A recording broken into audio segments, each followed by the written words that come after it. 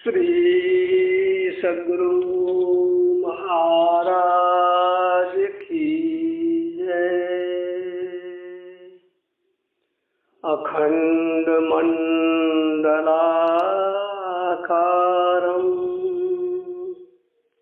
व्याप्तं येन चराचरं तत्पदं दर्शितं येन तस्मै श्री गुरवे नमः। धन्य धन्य सद्गुरु सुखद महिमा कही न जाय। जो कुछ कहूँ तुम्हारी कृपा मोते कछु न बसाय। श्री सद्गुरु महाराज की जय। त्रैकाल सतत स्मरणीय अनंत श्री विभूषित परमाराध्य श्री सद्गुरु महाराज के त्रैलोक पावन पाद पद्मों में कोटि नमन। इस सत्संग में भाग लेने वाले सभी गुरु के प्यारे को अमित अमित बार हार्दिक शुभकामनाएं। हम लोग सब कोई मिलकर गुरु के ज्ञान को, संत मत के ज्ञान को सीखें, सिखावें और मानव कल्याण के लिए इसका फैलाव विस्तार भी संसार में करने के लिए प्रयत्नशील रहें। इसी के उद्देश्य से लॉकडाउन के क्रम में यह सोचा गया कि हम लोग कुछ बैठ करके चिंतन करें और रविवार का यह दिन की फुर्सत का होगा। अभी तो सब लोग निश्चिंत हो गए होंगे, 9 बज गया है, इसलिए थोड़ी चर्चा के लिए हम लोग प्रस्तुत होते हैं। थोड़ी काल चर्चा हम लोग करेंगे। वो ये कि संसार में हम लोग इस जीवन में अधिक से अधिक उन्नत स्थिति प्राप्त करें, शांति से रहें, सुख से रहें, प्रयत्नशील रहते हैं। इसके लिए कितना अधिक समय देते हैं। यह जीवन हम लोगों का संसार का जीवन है। संसार के बाद का भी जीवन होता है, यह हम लोग सत्संग में जानते हैं। शरीर बदल रहा है, नित्य प्रति दिन दिन क्षण क्षण पल पल समय सिरावे। क्षण क्षण छीजत देह रहे छीजत झला। एक पल, एक सेकेंड, एक मिनट करके समय चलता जा रहा है। उम्र बढ़ती जा रही है और शेष आयु, बची हुई जो आयु है वह घटती चली जा रही है। जब आयु शेष हो जाता है तो काया कुटी खाली करना पड़ेगा। ये शरीर रूपी जो घर, भाड़े के क्वार्टर को कहा गया, ये भाड़े का घर है और सांस के मोल में मिला है। जैसे ही ये समाप्त होता है, सबको छोड़ के जाना पड़ता है। कितने दिनों के लिए जाना पड़ता है? अरे भाई, यही नकली घर है थोड़े काल का, वो असली घर है। जहाँ जाना है बहुत दिनों के लिए जाना है। जानी जी पुटोरे प्यारे जग परदेसवा, ये परदेश यही है। यहाँ पर इंद्रिय जन्य सुख है। इसीलिए गुरु महाराज ने कहा सुख कछु यहवा नहीं। जो शाश्वत सुख होना चाहिए, सदा का सुख होना चाहिए, आनंद होना चाहिए, वह तो यहाँ नहीं है। तो उसके लिए भी हम लोगों को सोचना चाहिए, उसके लिए भी यत्न करना चाहिए। वह जो सुख, जो जीवन के बाद भी हम सुखी रह सकें, उसकी चर्चा हम लोग सत्संग में करते हैं। यहाँ भी सुख से रहें, वहाँ भी सुख से रहें, ऐसा कहानी हम लोग सुनते हैं कि 5 साल के लिए राजा बना दिया जाता था किसी देश में। किसी आदमी को पकड़ के 5 साल के लिए राजा बना दिया और 5 साल के बाद उसको ले जा करके बगल के टापू में, जहाँ जंगल था, घने जंगल में बाघ सिंह रहते थे, उसको समुद्र के पार जंगल में टापू में छोड़ दिया जाता था, जहाँ की उसकी मौत हो जाती थी। एक बार एक ऐसे साधु बन गए राजा, उसको लोगों ने बना दिया। तो उसने पूछा, भाई क्यों राजा बना रहे हो? हम तो इसमें है नहीं, इंद्रिय जन्य सुख को छोड़कर परमात्मीय सुख की चिंता में हम लगे हुए हैं। कहा कि सो नहीं होगा, आपको तो अब राजा बनना ही पड़ेगा। कहा राजा हमको बनाओगे तो मेरी बात मानोगे ना? कहा हाँ, 5 साल तक आप जो कहिएगा सो करेंगे। थे साधु, राज्य का भी प्रबंध बढ़िया कर दिया, ध्यान भजन भी खूब करने लगे और चुपचाप मंत्री को आदेश दिया वो पुल बनाने का, और टापू तक, और टापू के जंगल को साफ करके बाघ सिंह को मार करके वहां पर शहर बसा दिया। 5 साल पूरा होते होते बहुत सुंदर शहर वहां बन गया।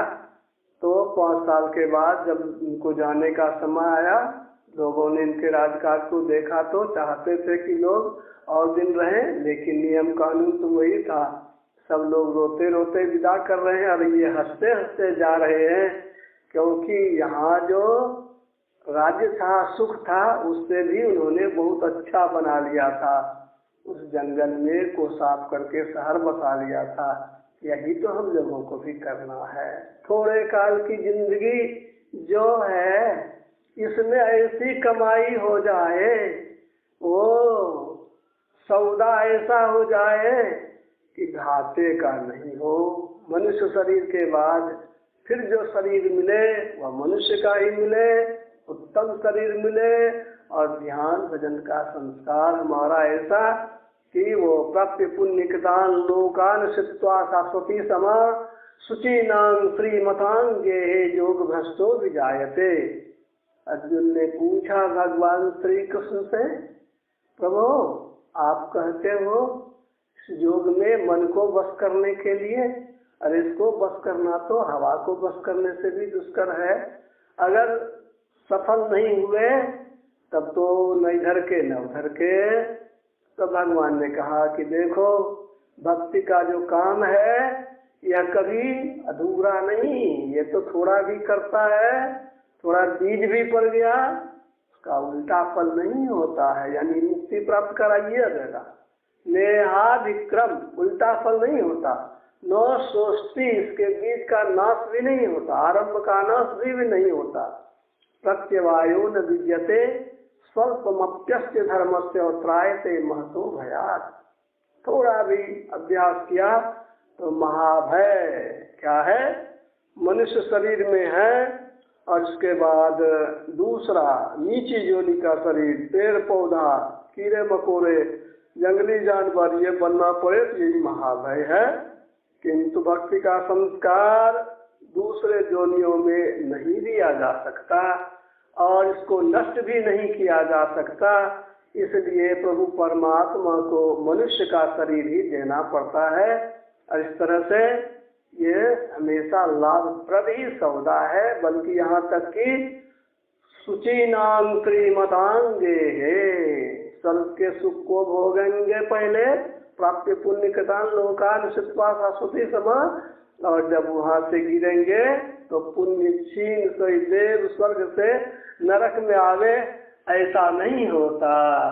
ये पुण्य छीन सोई देव स्वर्ग से नरक में आवे, ऐसा नहीं होता। और इस तरह से यह जो है, यह वो अच्छी गति को दिला करके ही रहता है, यह कहने का मतलब है। ये अच्छी गति तक हमको पहुंचा करके ही छोड़ेगा। इसीलिए कहा प्राप्त पुण्य कृतान लोकान शित्वा शाश्वती समा शुचीनां श्रीमतां गेहे जोग भ्रष्टु भी जायते। यह है श्री सद्गुरु महाराज की जय। हम लोग चर्चा कर रहे थे कि इस जीवन में ही हम लोग ऐसा कुछ कर लें कि भविष्य के लिए भी हम लोगों का काम रहे बढ़िया, भविष्य के लिए भी हम सोच सके। ये इसके लिए ही ये सत्संग है, ध्यान भजन साधन है, ईश्वर की प्राप्ति के लिए यत्न है। और वह यत्न है कि शरीर के अंदर जो जीवनी शक्ति है, वह जो हम हैं, उसके लिए हम लोग सोचें, उसके लिए हम लोग कुछ करें। और वो जीवनी शक्ति जो हम लोगों की है, उसको हम लोग सुधारें, संवारें। हम लोग भीतर में ही रहते हैं, चलते हैं, और वही चलेगा। जिधर चलेगा वो उसके लिए रास्ता है। 3 रास्ते हैं, स्वर्ग नरक अपवर्ग निषेधी। स्वर्ग भी जाने का रास्ता शरीर में है, और मोक्ष को भी पाने के लिए रास्ता है, लेकिन वो नरक जाने के लिए कोई विशेष मेहनत नहीं है। कहने का यह मतलब कि हम लोग अपने रास्ते को तैयार करेंगे अपने लिए, कैसा काम करें। ये सत्संग पहला कायदा है। सत्संग में हम लोग जाते हैं तो संतों के वचनों को सुन करके उस रास्ते का हम लोग ख्याल करते हैं। और ये रास्ता जानना होगा सत्संग से। इसमें सबसे पहले खान पान को प्रथम संभालो, भोजन की संभाल करनी है, जो हम लोग कुछ देर तक अस्थायी होकर के बैठ सके। खान पान को प्रथम संभालो, तब रस रस सब अवगुण मारो। अवगुण के लिए ये है कि हम लोग अवगुणों को कैसे मारेंगे, तो उसके लिए है कि मन को नियंत्रित करने के लिए जो क्रिया बतलाई गई है सो करेंगे। मन भागता है, पंच विषयों में भागता है। ये जैसे भंवरे फूल पर उछलते कूदते रहते हैं, रस लेते रहते हैं, ऐसे ही यह मन विषयों में, रूप रस गंध स्पर्श शब्द में विषयों को भोगता है। इसके लिए सबसे पहले किसको कम करें, थोड़ा करें। वो कम करने के लिए एक ही विषय पर यह जाए, इसके लिए ही विधि गुरु बतलाते हैं, अपने मन से नहीं। शब्द है, बहुत से शब्द हैं, बहुत से शब्दों में मन जाता है। जान ले कि शब्द के सहारे ही मन जाता है। मन है लंगड़ा, उसे पैर नहीं है। जब भी रहे चलेगा मन, जब भी भागेगा मन, तो भागेगा तो उसे घोड़ा चाहिए, क्योंकि बिना शब्द के मन कहीं जा नहीं सकता। शब्द ही है उसका घोड़ा, चिंतन करते रहता है। ये चिंतनशीलता ही उसका घोड़ा है। यानी आप बिना घोड़े के जैसे नहीं चल सकते, ऐसे ही बिना शब्द के मन नहीं चल सकता। कुछ न कुछ शब्द मन में रहता ही है। मन की चंचलता को रोकने के लिए उसे बहुत से शब्दों से हटा करके एक शब्द में लगा देते हैं। एक तो बात हो गई, शब्द को दिया, मंत्र जिसको कहते हैं। वह मंत्र बड़ा भी छोटा भी, स्तुति के रूप में भी शब्द ही है, लेकिन जितने छोटे शब्द में मन को रखेंगे उतना ही अच्छा होगा। किस तरह से रखेंगे?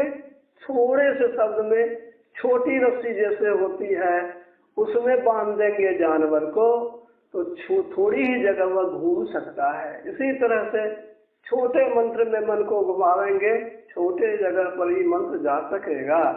मंत्र परम लग जास वस, विधि हरिहर सुन सर्व। सुमिरन कैसे? कोई विरला यही विधि नाम कहे।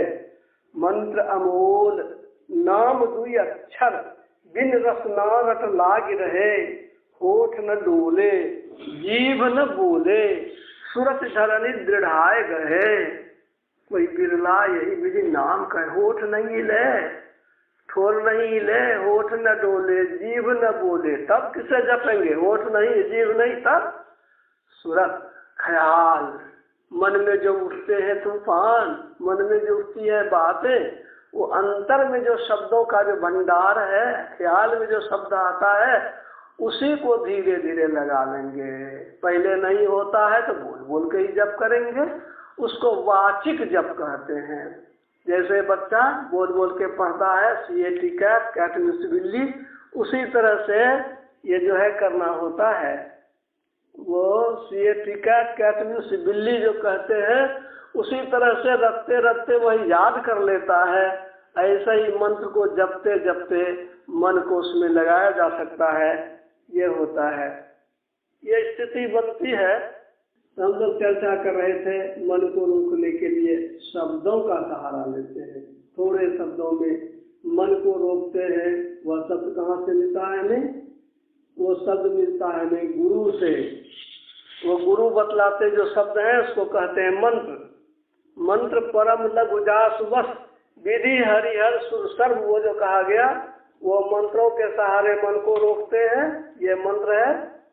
तो इस तरह से ये मंत्रों के सहारे यह है, छोटा ही शब्द है, रटते रटते मन उसमें लगते लगते लगता है। लेकिन शब्द तो हुआ, रूप आंखें भी तो हैं। दृष्टि के सहारे, दृष्टि के सहारे मन भागता है।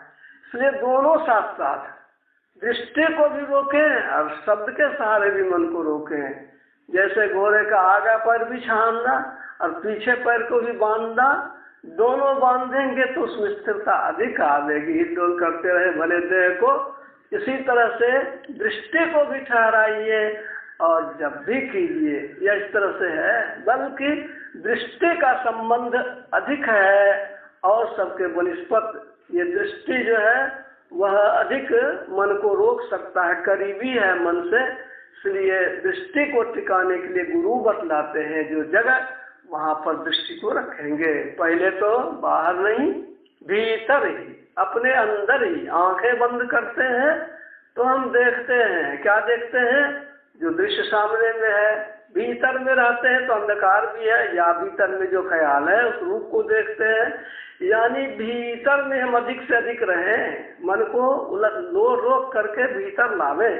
यानी अंतर में बिना देखे एक दिन भी नहीं रहे। ध्यान करने के लिए बैठे तो देखें जरूर, अपने अंतर में देखें, सिमट करके देखें, गुरु ने जहाँ बताया वहाँ देखें, और जप भी साथ साथ करें। दोनों काम साथ साथ, देखना भी और जपना भी। ये काजल दिहे से का भया ताकन की ढबनाए, भजन वेद लेने से क्या होगा? देखने की युक्ति जाननी चाहिए। काजल दिए से का भया ताकन की ढबनाए, ताकन की ढबनाए, ताकन की गति है न्यारी, एक तक लेवे ताक सोई है पिय की प्यारी। ताके नैन मिरोर चित्त नहीं अंतय तारे, बिन ताके कहीं काज लाख को नैन समारे। ताके में है फेर फेर काजर में नाही, भंग मिली जो नाही नफा क्या जोग के माही। ये स्थिति बनती है। ये देखने की युक्ति से हम लोग देखेंगे तो होगा। देखने की युक्ति के लिए ही कहा गया है। देखने की युक्ति यह क्या है? देखने की युक्ति ये गुरु से सीखना पड़ता है। सिमटी हुई निगाह से देखना है। सिमटी हुई निगाह से, फैली हुई निगाह से देखना, सिमटी हुई निगाह से देखना, दोनों दो चीज है। दुर्योधन से पूछा क्या देखते हो? तो कहा मन थोड़ा ही है, सब कुछ देखते हैं। आपको भी देखते हैं, पेड़ को भी देखते हैं। गुरु द्रोण से उन्होंने यही जवाब दिया। किसी ने सही जवाब नहीं दिया। एक अर्जुन ने जवाब दिया। पूछा क्या देखते हो? कहा कि क्या देखेंगे आपको। तो अर्जुन ने सिर्फ सही कहा कि मैं सिर्फ चिड़िया की आंख को देख रहा हूँ और कुछ नहीं देख रहा हूँ। ये जो कहा चिड़िया की आंख को सिर्फ देख रहा हूँ, यह जो है वो ठीक बताया कि वह केवल चिड़िया की आंख को देख रहा है। चिड़िया की आंख को देखने का मतलब है कि और कुछ नहीं देख रहा है। ये उसने बताया कि मैं केवल चिड़िया की आंख को देख रहा हूँ। क्या मतलब? सिमटी हुई निगाह से देखना। बच्चे पढ़ते हैं, पुस्तकों को पढ़ते हैं, पुस्तक के पन्ने, समूचे पन्ने देखते हैं तो क्या समूचे पन्ने पढ़ लेते हैं? अखबार देखते हैं, बोल भाई क्या लिखा हुआ है, अरे भाई देखा तो अखबार जरूर, लेकिन पढ़ा नहीं है, दोनों तो काम आपसे ही होगा। नहीं नहीं, देखने में तो तुरंत 1 सेकेंड में पूरा पन्ना देख लिया, पढ़ने में मिनटों लगेंगे। क्या होता है पढ़ने में? सिमटी हुई निगाह, नज़र को छोटा करके एक एक अक्षर को देखते हैं, शब्दों को जोड़ते हैं और तब पढ़ते हैं। यानी दृष्टि सिमटी हुई, उसके साथ मन सिमटा हुआ, दृष्टि और मन एक साथ, तो वो देखे हुए अक्षर से, देखे हुए रूप से वह जो भाव ग्रहण करता है, उसके अंदर जो सुरना होती है, वह जो ज्ञान सीखता है, वह भीतर में उस पे जाता है। इस तरह से वो देखना भी होता है। तो सिमटी हुई निगाह से देखने की जरूरत है अंतर साधन में भी। अंतर साधन में सिमटी हुई निगाह कहाँ देखेंगे? गुरु गम्य है, गुरु बतलाते हैं। और ठीक से जब देखेंगे उसको, जो कहा कि आपके अंदर में वह जगह है सुखमना जिसको कहते हैं, वहाँ पर सुख ही सुख लगता है, दुख नहीं होता है। क्योंकि ये सहज सहज श्रुति अधर चरण को सतगुरु को फरमान, गुरु के तरीके से अपने अंदर में देखेंगे, सहज भाव से चलना होगा, हड़बड़ करने की जरूरत नहीं है। संस्कार बढ़ता जा रहा है, धीरे धीरे धीरे धीरे होता है।